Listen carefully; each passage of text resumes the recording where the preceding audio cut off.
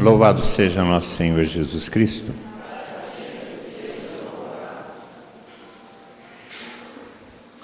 As coisas ficam caindo aqui, a gente não sabe onde está mais. Eu estou enxergando só metade do olho direito, né? Eu não sei se isso é ideológico, né? Porque eu não enxergo nada à direita, só enxergo à esquerda, né? Pode ser ideológico, isso aí é com a Donisa, de ideologia Donisa que entende.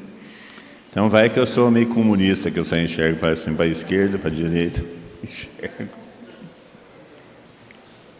Tem uma expressão que esse dia eu estava, quando o Geraldo pediu que eu fizesse esse ensino, eu estava preparando uma expressão que eu encontrei de São João Crisóstomo, a história de São João Crisóstomo. São João Crisóstomo falava o seguinte: a nossa vocação é a vida no Espírito. Nossa vocação é a vida no Espírito. São João Crisóstomo insistia muito nisso. O que seria essa vida no Espírito? Eu imagino, e isso é um ensino que a gente aprende na igreja, a partir do batismo no Espírito Santo, a partir da experiência do Espírito, nós começamos a viver a vida no Espírito. A experiência, nós não podemos ficar fundamentados somente ou buscando somente experiência. Não, a experiência tem que nos conduzir a uma perseverança. Essa perseverança é no Espírito. Portanto, o batismo no Espírito Santo deve nos levar à vida no Espírito, porque a nossa vocação é a vida no Espírito. Para isso que acontece o batismo no Espírito Santo. Porque se nós formos fundamentar a nossa vida em experiência, então isso é um erro pastoral que a gente comete muitas vezes. Nós achamos que tudo tem que batismo no Espírito Santo, não existe mais nenhum outro conteúdo, não existe nenhuma outra prática, é só batismo no Espírito Santo, e se confunde batismo no Espírito Santo com uma experiência emocional. O batismo no Espírito Santo deve nos caminhar, deve nos levar para a vida no Espírito, para viver aquilo que experimentamos. A vida nova, eu posso ser batizado outras vezes no Espírito. Sim, claro, porque o batismo no Espírito Santo não é um sacramento que se recebe uma única vez, como acontece o sacramento do batismo. Porque mesmo no Atos dos Apóstolos nós vamos entender isso, né? No capítulo 2 nós temos Pentecostes, no capítulo 3 de Atos dos Apóstolos nós temos a primeira missão de Pedro e João, que estão subindo ao templo, encontram uma pessoa doente, eles curam, o pessoal fica espantado com aquilo, eles aproveitam, pregam, aí a turminha da sinagoga vai atrás deles, tenta proibir a pregação, eles voltam para a comunidade, e aí no capítulo 4, Pedro e João começam a pregar de novo, e reclamam e vão voltar a pregar. E antes de começar a pregar, o chão tremeu, ficaram cheios do Espírito. Então, aqueles mesmos sinais que nós encontramos no Atos capítulo 2, nós vamos encontrar em Atos capítulo 4, porque se repete o derramamento do Espírito Santo.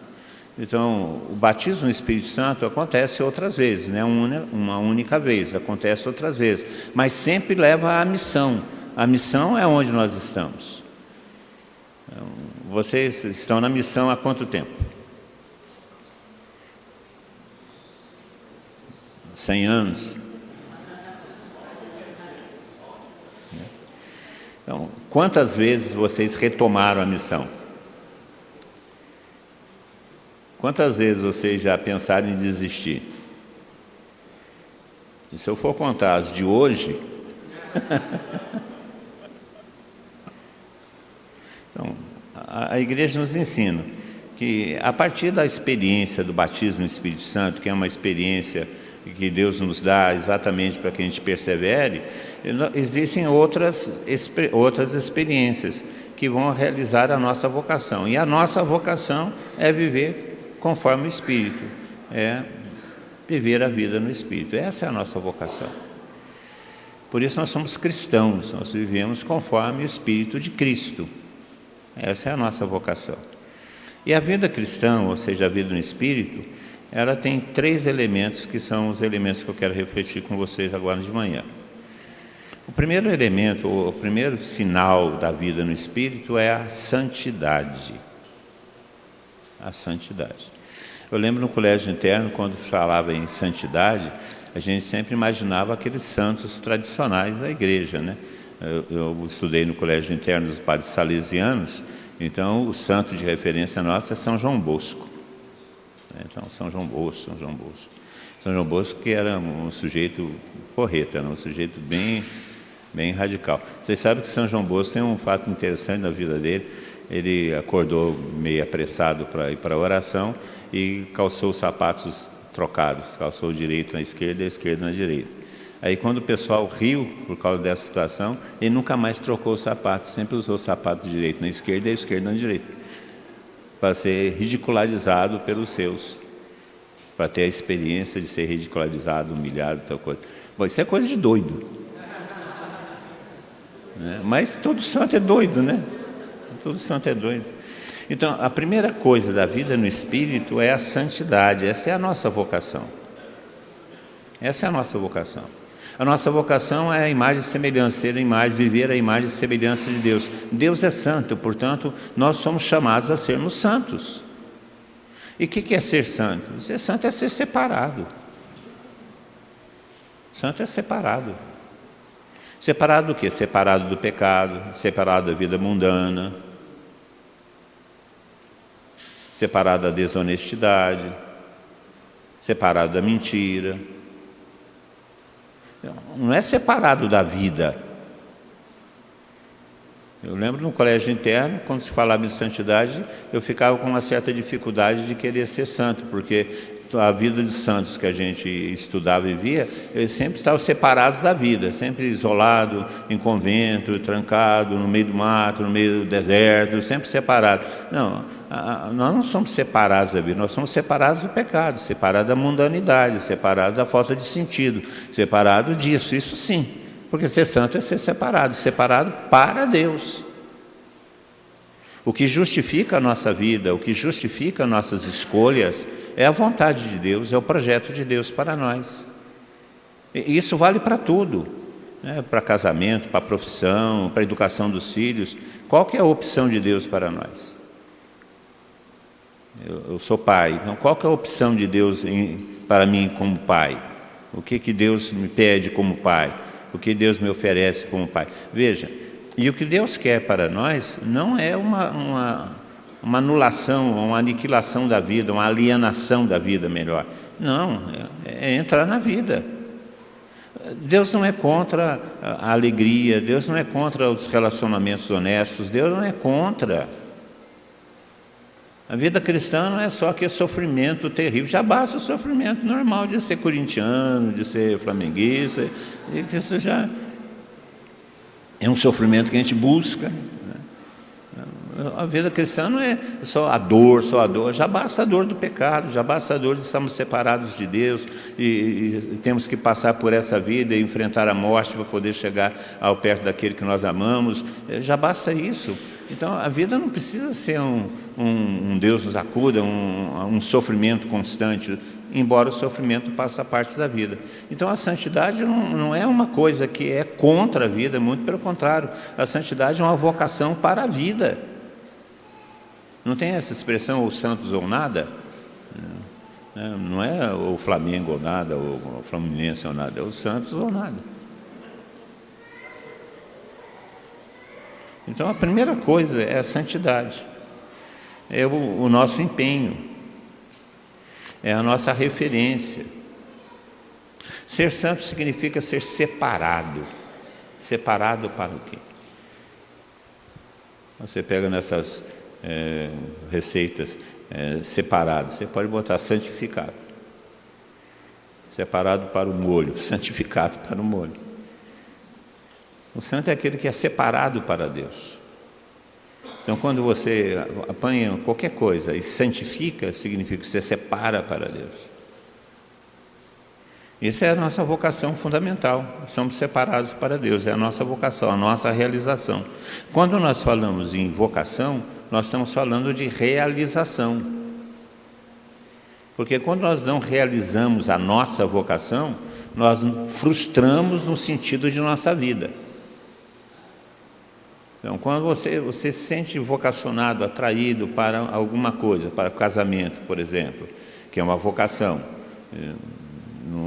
não Não é uma outra coisa senão vocação, porque tem gente que não é vocacionado para o casamento e não se casa. Tem alguns que não são vocacionados para o casamento e casam. É uma desgraça. É uma vocação. Então, a vocação, nós cumprimos a vocação em nossa vida, é a nossa realização. Ora, se a nossa vocação primeira em relação a Deus é sermos santos, a minha não ser santo é uma frustração. Vocês já relacionaram ou conhecem uma pessoa frustrada? Conhecem uma pessoa frustrada? Bom, eu conheço várias pessoas frustradas, que são todos torcedores do Botafogo. Então, é tudo frustrado, não ganha campeonato nenhum. Eu sou botafoguense, por isso eu posso falar. Então, eu sou um sujeito frustrado. Então, eu não sou santo, porque eu sou frustrado. Por isso, eu não sou santos. Eu não sou frustrado. Então, a frustração de nossa vocação é o que causa o nosso sofrimento. Nós somos vocacionados a sermos santos. Deus nos quer santos, porque Ele é santo. Portanto, nós fomos criados à imagem e semelhança de Deus. Nós temos que realizar em nossa vida aquilo que Deus é, na nossa proporção, na nossa condição. Não é deixar de ser homem, deixar de ser mulher para ser Deus, não. É viver a vida de Deus como homens que nós somos. Isso é santidade. E Deus é feliz, Deus é pleno, Deus é assim que nós somos chamados a ser, felizes. A frustração da nossa santidade é a vida de pecado, porque o pecado não é só uma ofensa a Deus. O pecado é uma agressão que nós fazemos à nossa vocação fundamental. Se a nossa vocação fundamental é ser santo, porque a santidade nos coloca próximo de Deus, nos faz participar da vida de Deus, e essa é a nossa realização, o pecado nos impede isso. Portanto, a frustração de nossa humanidade é o pecado. O pecado não é só uma ofensa a Deus, o pecado é uma negação daquilo que nós somos. Por isso que o pecado causa trauma, tristeza, angústia. Veja, nós não passamos angústia, tristeza, aborrecimento por causa das coisas de Deus, e sim por causa das coisas dos homens. Deus sempre nos dá uma resposta satisfatória em nossas aspirações, sempre, porque é Deus. O que causa nossas frustrações são os nossos anseios, que nós não conseguimos atingir com nossa própria força. Portanto, a santidade é a vocação fundamental colocada em nosso coração, porque a santidade é a identidade de Deus. Quem Deus é? Deus é santo, santo, santo. E nós somos chamados a ser o quê? Santos, santo, santo. Porque nós somos chamados a realizar em nossa vida aquilo que Deus nos vocacionou. Nós fomos criados à imagem e semelhança de Deus. Se Deus é santo, nós fomos criados para sermos santos. Então, ser santo não é um prêmio. Ser santo é uma realização de nossa identidade mais profunda. Por isso essa expressão que existe, santos ou nada, não quer dizer que a gente pode ser Botafogo, Fluminense, ou não é isso. Significa que a realização nossa, a nossa completa realização como seres humanos criados que nós somos, é sermos santos. Se nós não somos santos, nós frustramos a nossa vocação fundamental. E aonde estão os santos? Os que não são santos? Estão aonde? Estão no inferno. E o que é o inferno? O inferno é a negação absoluta daquilo que nós somos. Portanto, a santidade não é um prêmio. A santidade é a realização de nossa identidade mais profunda. Por isso, sermos santos ou nada. São Domingos Sábios falava isso. Não tem sentido para nós cristãos se nós não buscarmos a santidade. E santidade não é a alienação da vida, a santidade é a alienação do pecado. Então, santidade não é alienação das amizades, a santidade não é alienação de um relacionamento de festa, santidade não é alienação de tomar uma cerveja gelada quando se pode. Santidade é não ser participante, não ser colaborador do pecado, daquilo que nos tira da santidade.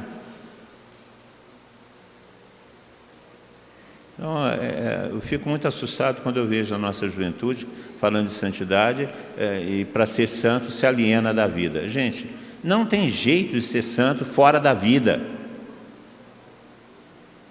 Quando nós fomos para o céu e fomos beatificados, reconhecidos como santos, é porque nós vivemos uma vida conforme a vontade de Deus. Por isso nós fomos reconhecidos como santos. E não depois. A santidade se vive aqui, agora, nos nossos relacionamentos, nos nossos objetivos. Santidade se vive no namoro, na educação dos filhos, no relacionamento com o marido, com a esposa, com a sogra.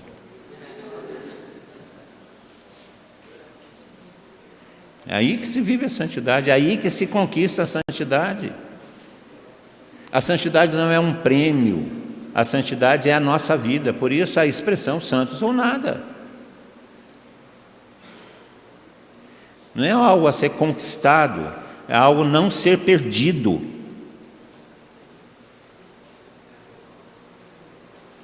Nós nascemos santos quando somos batizados. Se nós tivéssemos a graça de ver como nós somos quando somos batizados, o estado que nós estamos quando somos batizados e o pecado foi apagado de nós, se nós tivéssemos essa graça. Gozado, né? Os santos na Idade Média, quando se convertiam, e que tinha muito paganismo, antes da Idade Média, na Idade Antiga, eles evitavam ser batizados, eles atrasavam o máximo possível o batismo, para que não perder, quando foram batizados, era tudo. Então, eles faziam, se eu fizer isso pertinho da minha morte, eu estou bem. Se eu soubesse o dia que eu ia morrer, eu ia pedir meu batismo 1 hora antes. E já na cama, já pronto a morrer, aí batiza. Agora, aí não tem perigo.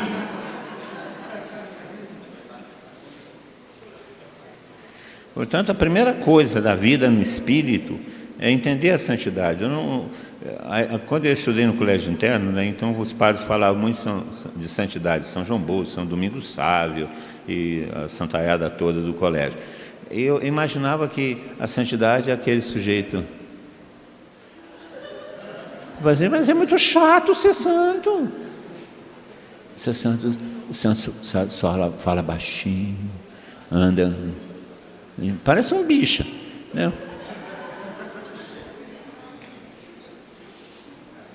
Não é isso, não. A nossa vocação fundamental é a santidade, ou seja, a nossa realização. O que é vocação? Aquilo que nos realiza. A nossa realização é a santidade. Por isso essa expressão é verdadeira, ou santos ou nada. Então, esse desejo de santidade é despertado em nós quando experimentamos o Espírito, que é santo. Se o Espírito é santo, o que ele produz? Santidade. Viver o Espírito, viver conforme o Espírito, viver a partir das inspirações do Espírito é viver a santidade. Santidade é ter amizade, santidade é namorar, santidade é educar os filhos, santidade é ter uma boa profissão, santidade é tomar uma cerveja com os amigos, santidade é jogar um futebol, aqueles que conseguem, santidade.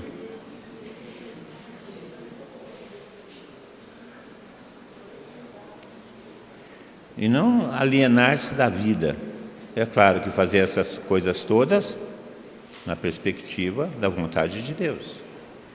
E se eu tiver que escolher a vontade de Deus ou outra coisa, é a vontade de Deus que eu devo escolher, porque eu sou vocacionado à santidade. Por isso a primeira coisa da vida no Espírito, primeira coisa, é a santidade. Por isso essa expressão tão bonita, né? Ou santos ou nada. Isso é verdade. Isso é verdade. Se você quer ir para o céu, quem quer ir para o céu, levanta a mão para mim. Eu vou contar qual o caminho. Seja santo. Que no céu só tem santos. Essa é a identidade. Portanto, a nossa vida cristã é a conquista da santidade, ou não perder a santidade. Isso é a primeira coisa da vida no Espírito. Santidade. Fala aí para o seu irmão. Primeiro ponto da vida do Espírito, santidade.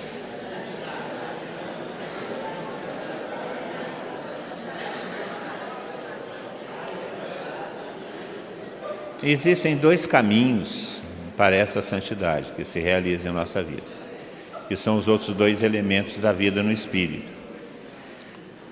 Primeiro, a santidade se conquista quando nós vivemos em comunidade. A comunidade é uma referência de nossa vocação.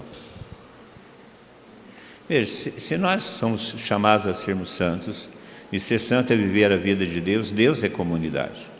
É Pai, é Filho, é Espírito Santo. Portanto, a nossa vocação fundamental é comunidade.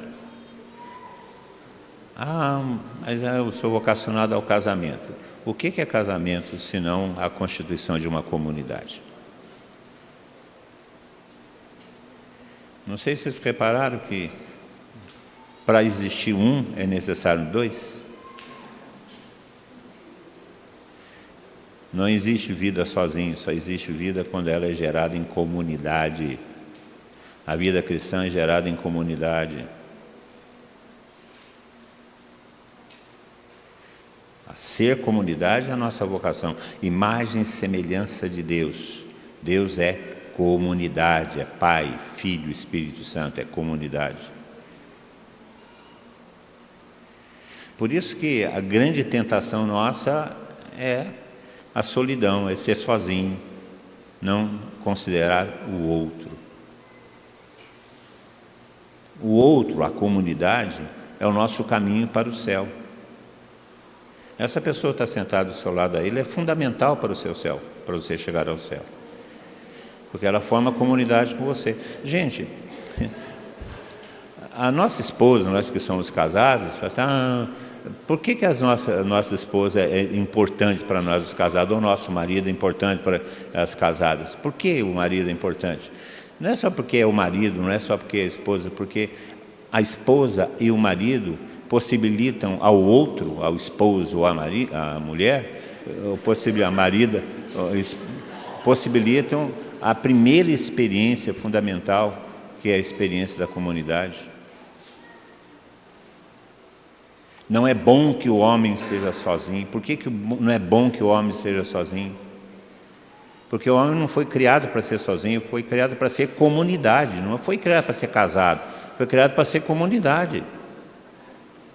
O casamento é consequência a essa vocação. E ser comunidade significa ser gerador de nova vida. Por isso, os filhos é que realizam a vocação paterna e materna. Porque a vocação é a comunidade. Nós não fomos criados para sermos sozinhos. Aqueles que são vocacionados a não ser casados, a ser celibatários, eles realizam a sua vocação comunitária na comunidade cristã. Mesmo aqueles que vivem no deserto, sozinhos, isolados, como existe na história da igreja, eles têm uma referência da igreja que é comunidade. Deus é comunidade, Pai, Filho e Espírito Santo. Nós fomos chamados nós fomos criados à imagem e semelhança de Deus, portanto nós fomos criados para repetirmos em nossa vida, ou para espelharmos a nossa vida nessa realidade. Nós não somos sozinhos. Essa pessoa que está no seu lado aí, ela é importante para realizar a sua vida, o seu ser. Sem comunidade nós somos incompletos. E vamos falar a verdade. Para ser comunidade, você tem que considerar um elemento fundamental. Eu vou falar aqui uma palavra, vou falar baixinho porque ela assusta. Para ser comunidade, você precisa do outro.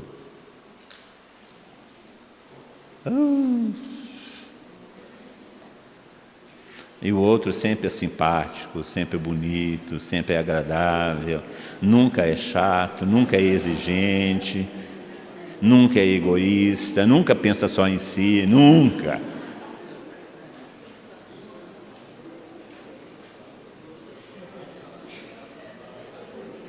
Vocês já reclamaram que as nossas reclamações da vida sempre tem o outro atrás?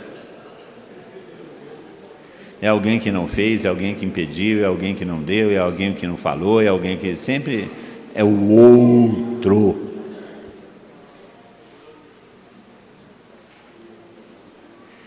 E a comunidade é feita de outros.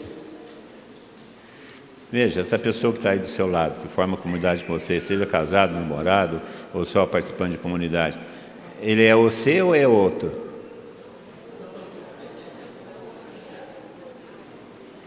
E é fácil viver com outro? Não, porque não é fácil viver com você. Já que a sua natureza mais íntima é ser outro, e não é fácil viver com o outro, então não é fácil viver com você. Não é verdade? A gente sempre pensa que o outro é o outro, nunca é a gente. Eu só não sou o outro para mim mesmo, para os outros todos eu sou o outro.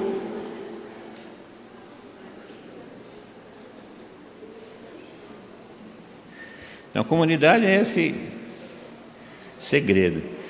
Vamos falar a verdade, a comunidade dá trabalho, tem gente chata como eu na comunidade, mas não tem outro jeito de ser igreja, não tem outro jeito de ser cristão a não ser em comunidade, porque Deus vive em comunidade, porque Deus é comunidade. Agradeço quem está aí do seu lado, muito obrigado por ser comunidade comigo.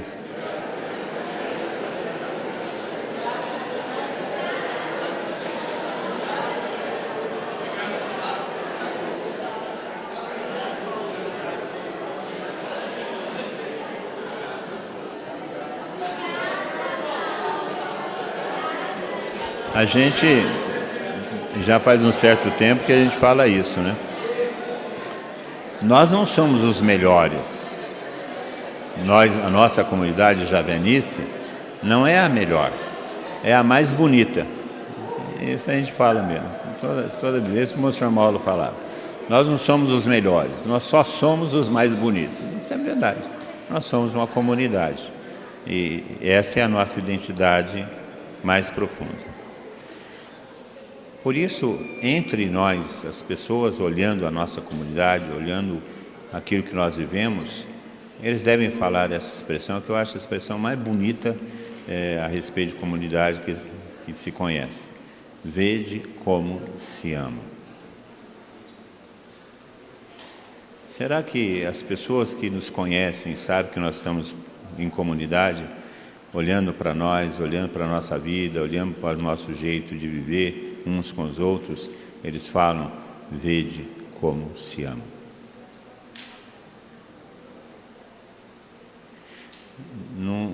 Não fala assim, vejam como são iguaizinhos, vejam como eles fazem as coisas todas da mesma forma, vejam como eles se vestem da mesma maneira, vejam como torcem para o mesmo time, vejam que gostam da mesma comida, vejam, não.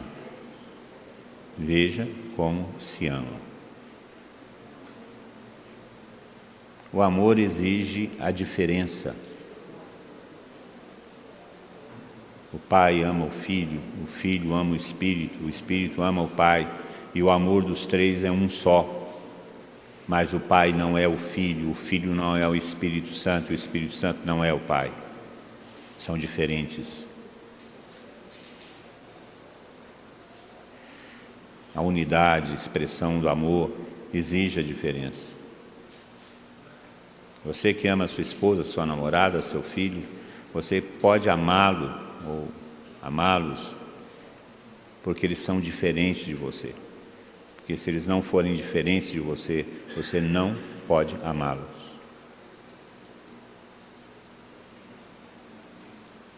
Amor é para o diferente. Portanto, a comunidade é o projeto de Deus, porque a comunidade ajunta os diferentes. Olha só aí do seu lado, aí, o diferente que está aí. Mais bonito que você, é verdade, mas é diferente de você.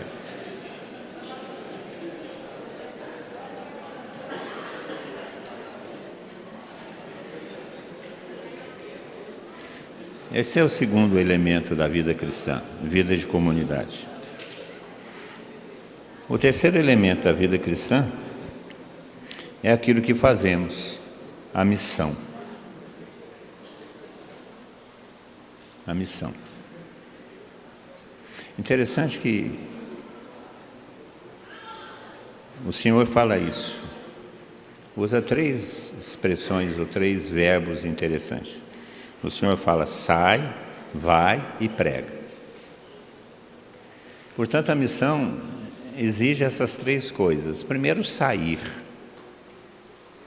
Não é só o aspecto geográfico da coisa, sair de uma cidade para outra. Primeiro é sair de si mesmo. Porque aquele que está em missão dá de si, sai de si. Veja, vocês estão aqui hoje é domingo, há um tempo bom, não está chovendo tanto. Vocês saíram de casa, para fazer um curso. Não é fazendo curso, vocês estão em missão, porque isso vai redundar num serviço para a comunidade de onde vocês vieram. A missão exige o sair e não ficar. Sair em termos de sair mesmo, em termos de sair interiormente, porque aquele que está em missão não está pensando em si, está pensando em outro. Não está pensando numa conquista pessoal, está pensando no projeto de Deus, é outro. Então ele está saindo.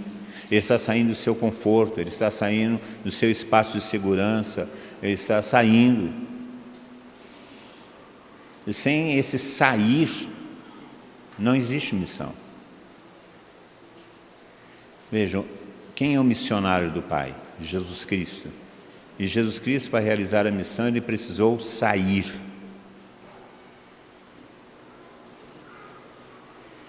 Ele saiu da Trindade, assumiu a nossa realidade e veio. Por isso a missão o primeiro elemento da missão é esse sair. Sair do nosso conforto, sair de nossos projetos, sair de nossa mentalidade, sair para o outro. Porque o destino da missão é o outro e não sou eu. Por isso, o sair. E aí nós temos as dificuldades da missão. Quais são as dificuldades da missão? O sair. Tempo, conforto, ideias. Sair. Porque quando você sai, você é obrigado a se doar. E as dificuldades são exatamente essas. Nós queremos permanecer em lugares confortáveis. Não é só uma questão física. Estar numa casa confortável, ar-condicionado, não é sair.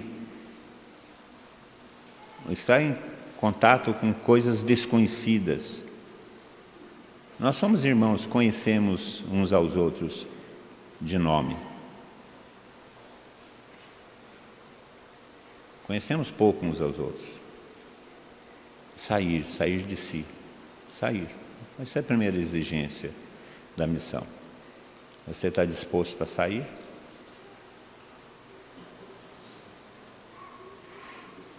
Por isso eu acho que essa pandemia que nós enfrentamos foi um prejuízo do tamanho de um bonde. Não foi só por causa da questão da fisiologia da doença, porque bloqueou o nosso sair. Ninguém queria sair mais, só queria ficar em casa, resolver nossos problemas, os meus problemas, o cuidado comigo, eu vou pegar a pandemia, eu vou ficar doente, eu vou morrer. Gente, morrer todo mundo vai. Ou mais cedo ou mais tarde, mas todo mundo vai. Aí não pode ir para a missa, não pode rezar, não pode atender, não pode acolher, não pode... Medo, medo, medo, medo, medo, medo, medo, medo, medo, medo. O medo tira a missão. A primeira coisa, sair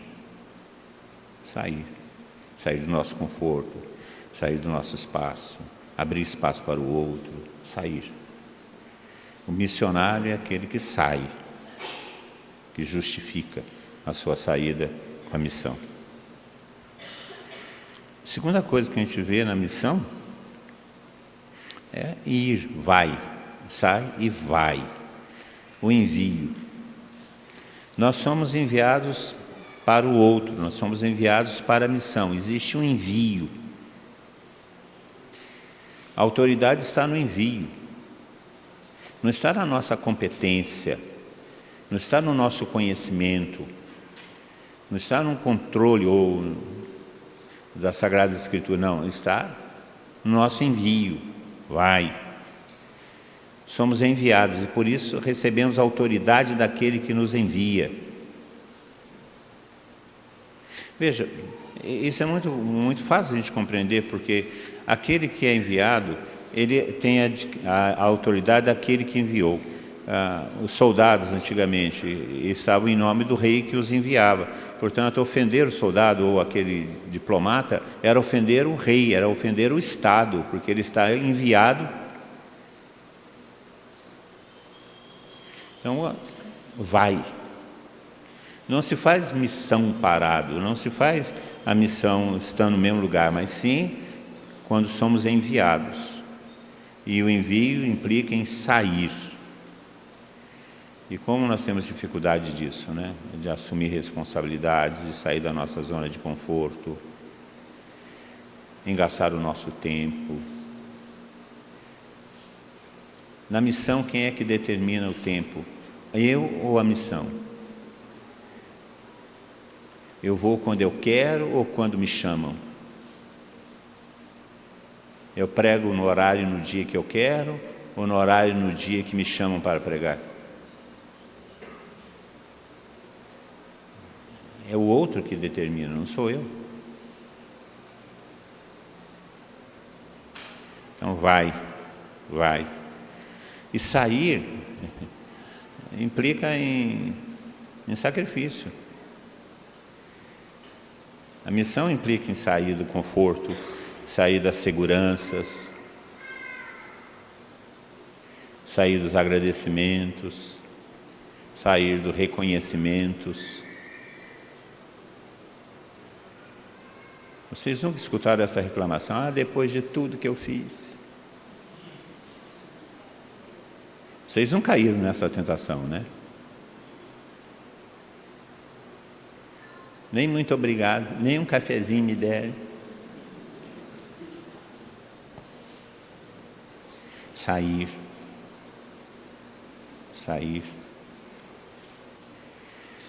E a terceira coisa da missão, pregar.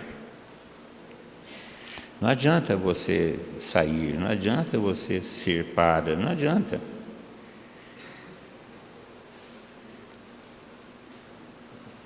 Não adianta você ir, você tem que ir e anunciar, pregar a palavra. Não é uma ideologia, é a palavra de Deus. Eu estava pensando esses tempos atrás, há um certo tempo que eu penso isso. Por que Jesus Cristo não deixou as coisas tudo escritinhas já, o que tem de resposta à política, da economia, da cultura? Não, o Evangelho. O Evangelho, pregar a palavra, pregar o Evangelho. Ele é a resposta que se dá para os grandes problemas do mundo. Qual que é a raiz de todo o problema do mundo? Um só, pecado. Qual que é a resposta para resolver o problema do pecado? O Evangelho. Portanto, o que tem que ser oferecido? Uma ideologia política com várias possibilidades econômicas, ou de governo, ou de estudo, ou de cultura? Não, você tem que oferecer o Evangelho, porque o Evangelho é a resposta para a causa que é o pecado. É uma coisa muito simples. Então, o que nós temos que pregar? Pregar o Evangelho. O Evangelho é a resposta, porque o Evangelho é a resposta à causa fundamental de todos os problemas que nós enfrentamos, que é o pecado. E o Evangelho de Deus para nós é Jesus Cristo. Portanto, nós temos que pregar Jesus Cristo. Não é a busca de um novo modelo econômico, de uma nova estrutura política, de uma nova cultura humanista. Não é esse o problema. O problema é que, se esses elementos todos não nos levarem ao Evangelho, não vale a pena nem pensar neles. Porque quem é a resposta para o problema fundamental do homem, que é o pecado, é o Evangelho de Jesus Cristo. O Evangelho que é o próprio Jesus Cristo. Isso não é alienação, não, porque tentam nos falar isso.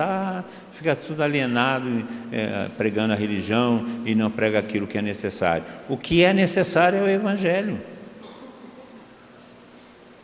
Não é uma outra ideologia, é o Evangelho. Portanto, a missão implica nessa dimensão: pregar o Evangelho, anunciar o Evangelho, anunciar Jesus Cristo. Quem é o Evangelho? Jesus Cristo. Isso é uma resposta para a raiz dos problemas do mundo, que é o pecado. Aí nos chamam de alienados. Não é alienação. Não é alienação. Porque isso nos leva a compromissos de mudança de nossa vida, de levar as pessoas a um outro estilo de vida diferente dessa que o mundo propõe. Não é uma alienação. Nós estamos em tempo de missão. Nós cristãos estamos em tempo de missão.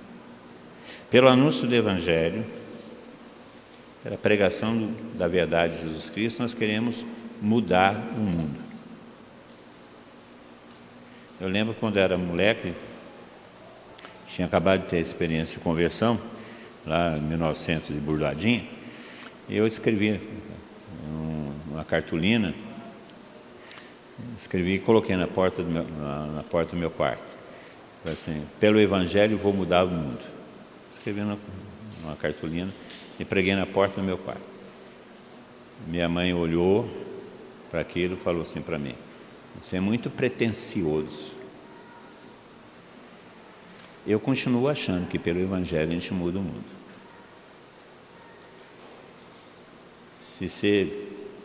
Se desejar mudar o mundo pela pregação do Evangelho, é ser preconceito. Eu sou isso. Se pregar o Evangelho é pretensioso, é ser pretensioso, mudar o mundo pela pregação do Evangelho é ser pretensioso, eu sou pretensioso. Há quase 50 anos. Porque o Evangelho é aquilo que muda o mundo. Agora, tem um problema sério. Porque o Evangelho não se autoprega, ele é pregado por alguém.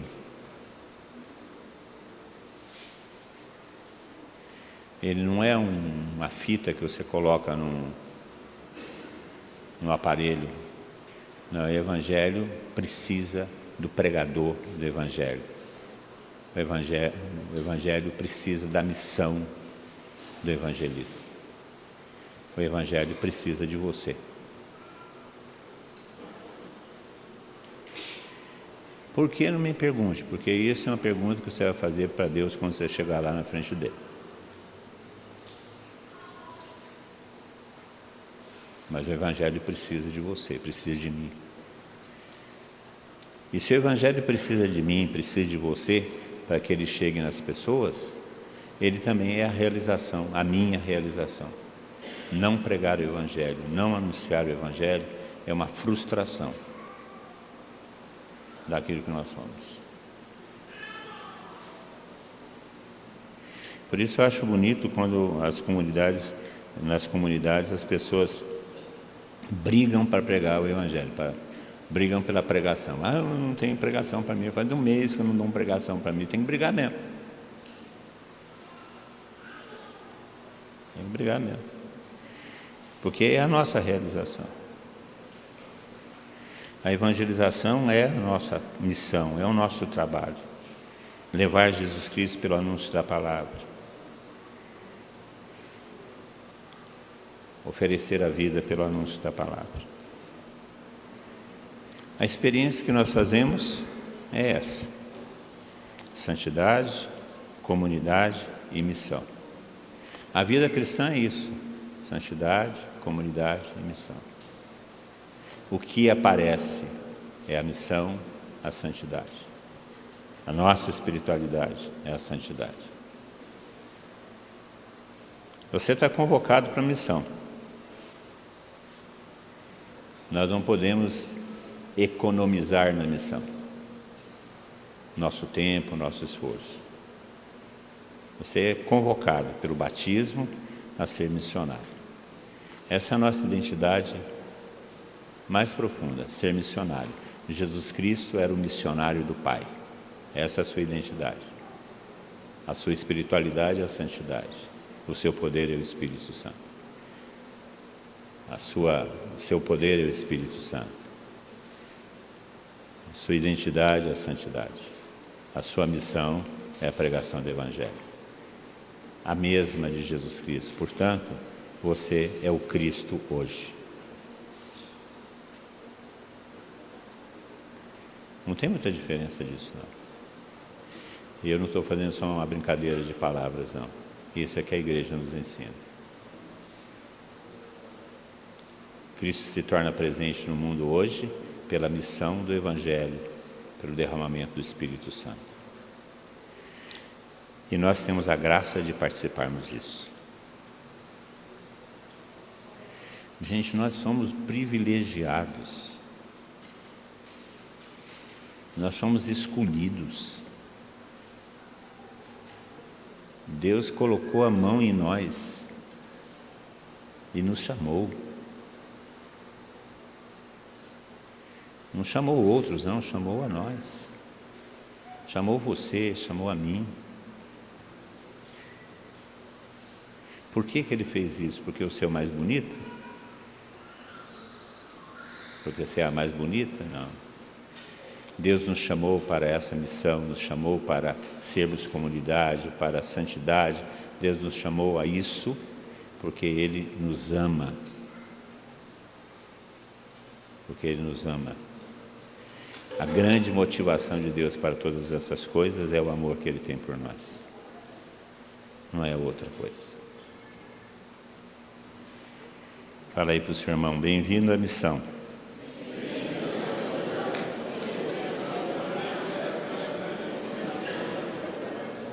Eu nem vou falar das outras coisas que a gente faz da missão: preguiça, improviso, enrolar. Não, isso eu não vou nem falar, porque isso não faz parte da nossa vida de missionários.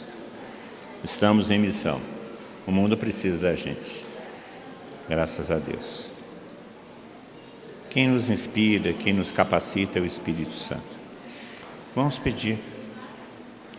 Feche seus olhos, abaixe um pouco a sua cabeça. Vamos pedir o derramamento do Espírito Santo, a graça do Espírito, para estarmos a serviço na missão. É a nossa realização como cristãos, como filhos de Deus. É a nossa vocação primeira. Somos missionários do Pai.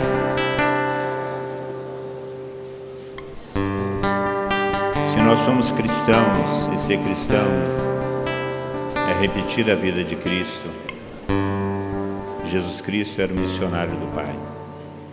Portanto, a nossa identidade religiosa mais profunda é a identidade missionária. Ser cristão é ser missionário.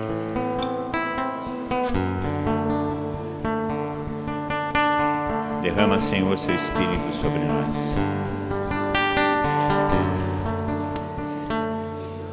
Capacita-nos, Senhor, pelo seu Espírito.